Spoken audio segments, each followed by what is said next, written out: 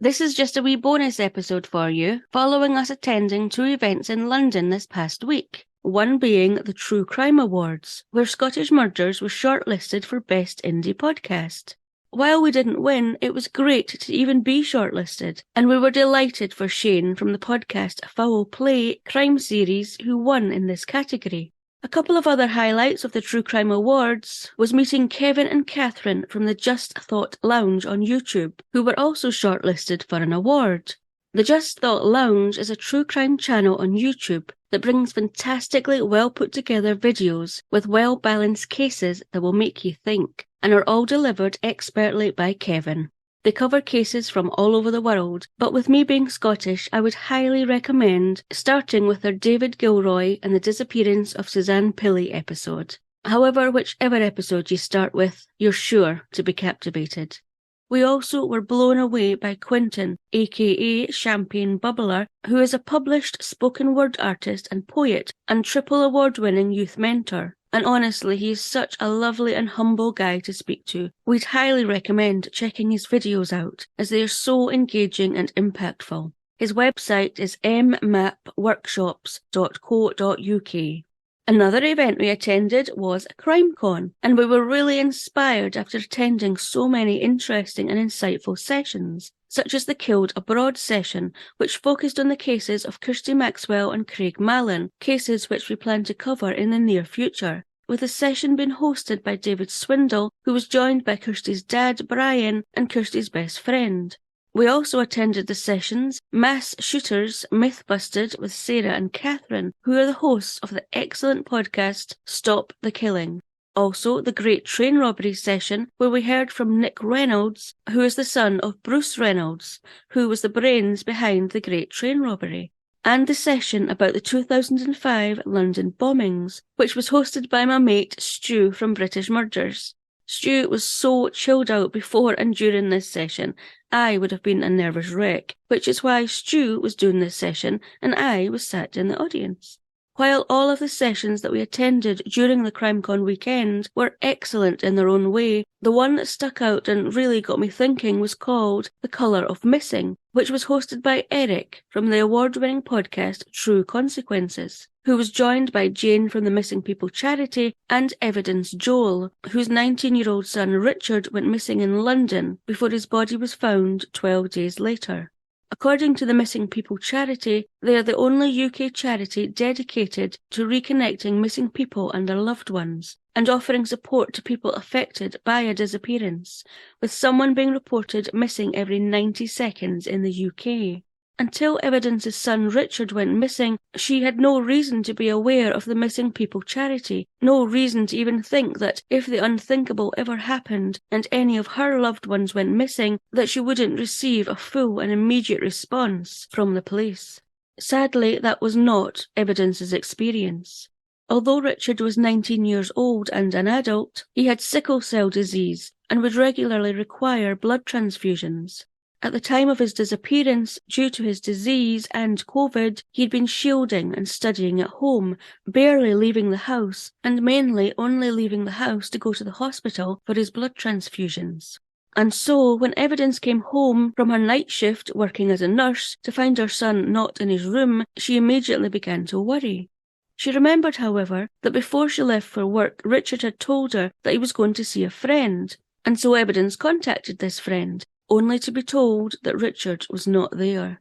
It was so out of character for Richard just to vanish, and so this fact, coupled with the fact he had a medical condition, Evidence called the police to report her son missing.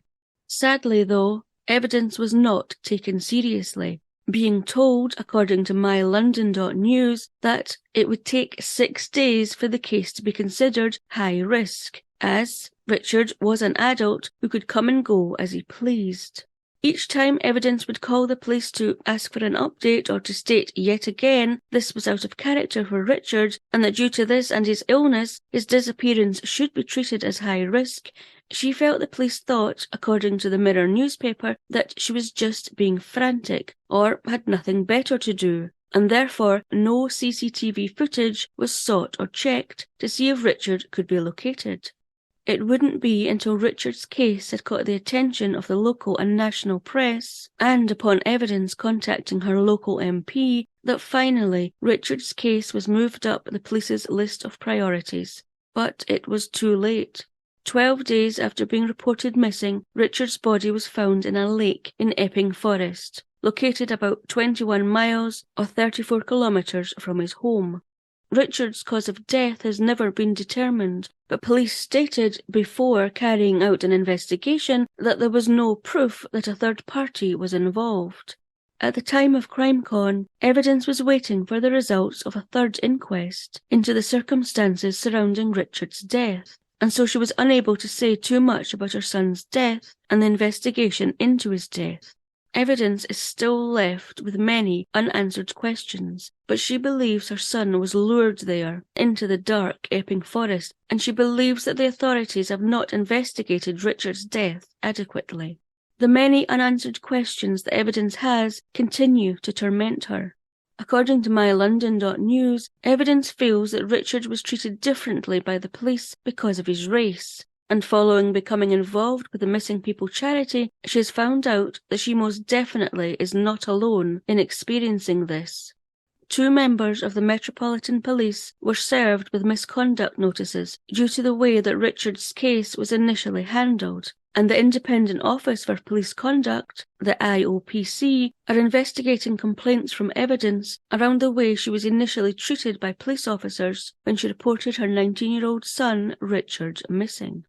So after hearing evidence's experience with the police following her son going missing and evidence being left with so many unanswered questions, I wondered if there were other missing people cases where race inequality had impacted an investigation that involved Scotland somehow, and I came across the case of Saima Ahmed. On Saturday the 9th of January 2016, human remains were found at the edge of Gogarburn Golf Course in Edinburgh. Following specialist forensic techniques being used to identify the remains, including DNA analysis, it was finally revealed on Thursday the 25th of February 2016 that the remains were that of 36-year-old Saima Ahmed, who had been reported missing by her family in August 2015. However, far from giving Saima's family answers as to what had happened to her, the revelation that Saima's remains had been found 400 miles or 644 kilometres away from her home in Wembley in London, and following extensive forensic work and toxicology reports, due to the passage of time and the effects of the elements and nature, Saima's cause of death could not be ascertained. It only added to her family's confusion as to why Saima's remains had been found in Edinburgh and what had happened to her. Saima Ahmed was a 36-year-old librarian who lived in the Wembley area of London with her parents and brother Sadat. Saima had previously been married but had since divorced and had moved back in with her family. On Sunday, the 30th of August at 8:30 a.m, Saima left her family home and never returned. With it being completely out of character for Saima not to return home or to call and let her parents know where she was, her family reported Saima missing the next day, Monday the 31st of August. However, Saima's disappearance was treated as low risk, despite the family explaining that Saima would never just disappear without telling her family where she was, and that this alone suggested something was amiss. As Metropolitan Police officers continued to treat Saima's disappearance as low risk, this meant that no investigation was carried out and that CCTV footage was not gathered to try and find out Saima's movements, to try and find out where she may be and if she may have needed help. And so Saima's family were left with not knowing what happened to Saima, were left to wonder if she needed their help, were left to wonder what they could possibly do to try and find her themselves, were left to wonder and think the unimaginable. And then, after 6 months of thinking the worst, despite the police categorising Saima's disappearance as low risk, the absolute worst happened. Saima's remains were found at the edge of a golf course in Edinburgh. But this devastating news didn't give Saima's family any peace or closure. It only brought more questions. Why was Saima in Edinburgh? There was no family or extended family living in or near Edinburgh, and Saima didn't have any friends living in the area. So how and why had Saima's remains been found in Edinburgh? Well, this is when CCTV footage would have come in handy, police would have been able to track Saima's movements and maybe see if she had been with anyone.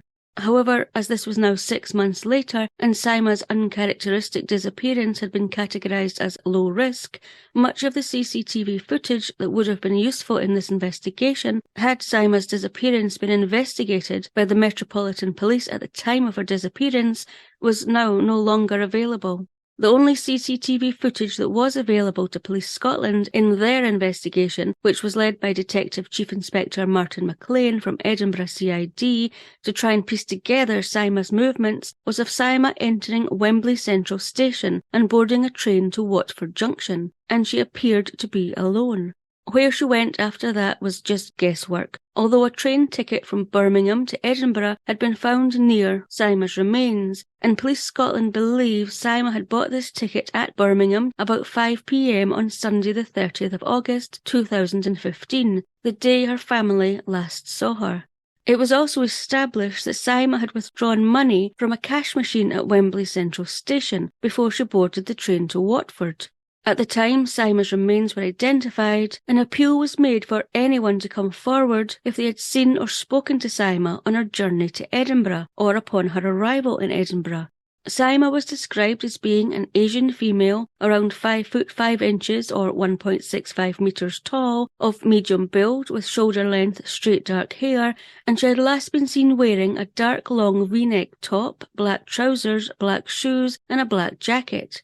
And so despite not having much to work with given the lapse in time, following an extensive investigation and Police Scotland receiving a small number of calls from the public with information, Police Scotland believed that following Saima arriving at Watford Station, she had then boarded the 11:06 a.m. train to Birmingham, which called at Hemel Hempstead and Northampton before arriving in Birmingham, where she then bought a train ticket and boarded the Birmingham to Edinburgh train about 5:15 p.m, and she would have arrived at Edinburgh Waverley train station at about 10:22 p.m, and it was believed that Saima had died shortly after arriving in Edinburgh.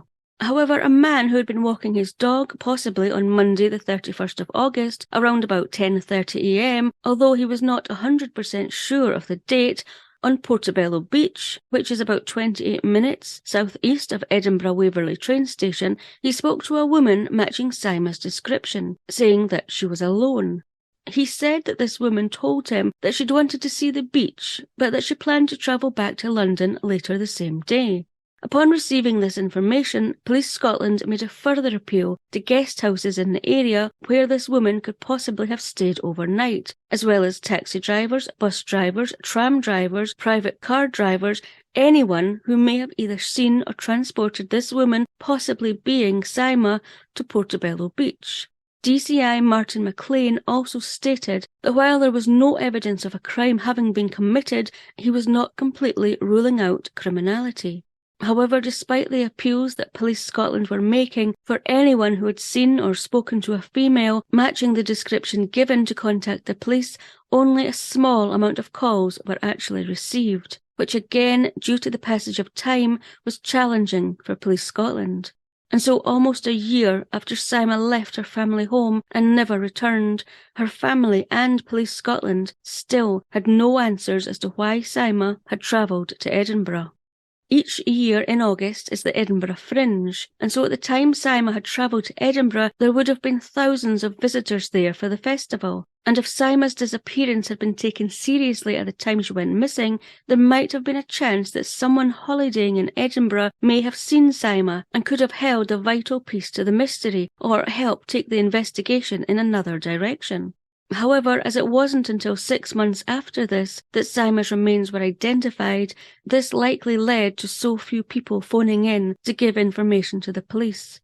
And so on the 30th of August 2016, exactly a year after Saima's disappearance, leaflets were being handed out by police in Wembley and at Wembley train station, which was the area where Saima had lived, as well as at Hemel Hempstead, Birmingham, Waverley train station in Edinburgh and other areas in Edinburgh, in the hope that the same people who had been at the Edinburgh Fringe Festival the year before were also at it in 2016, and it might jog their memory about seeing or speaking to Saima, or they may have vital information that could assist in Police Scotland's investigation. However, despite Saima's brother Sadat saying in an article in the Edinburgh News in August 2020 that Saima was very inquisitive, and as she was in Edinburgh for the first time, she would have asked questions, she would have spoken to someone, sadly the poster distribution didn't lead to further lines of inquiry.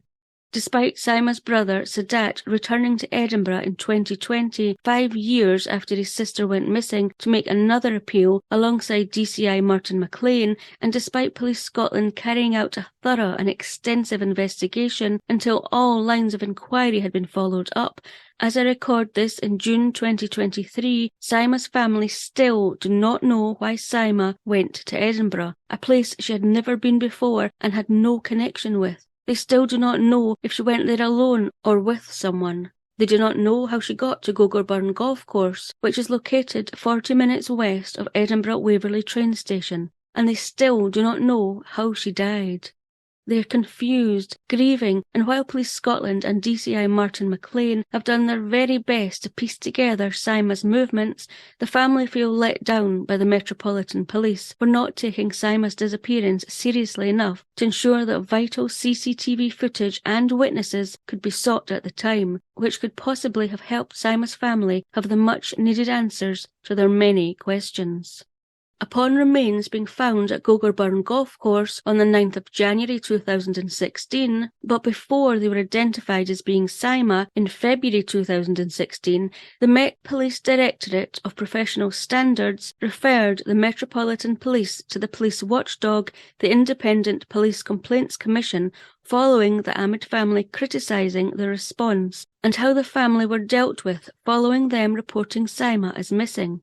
In August 2016, it was confirmed, according to an article in the BBC News, that 5 Metropolitan Police officers had been notified they were under investigation, 2 for gross misconduct and 3 for misconduct, over the way they handled information and conducted the investigation, with it being reported in an article in the BBC News in July 2017 that it was felt that the acting DCI had a case to answer for misconduct, as, in the Independent Police Complaint Commission's opinion, he failed to document his reasons for not following up the leads for Saima's last known sightings, which may have breached professional standards.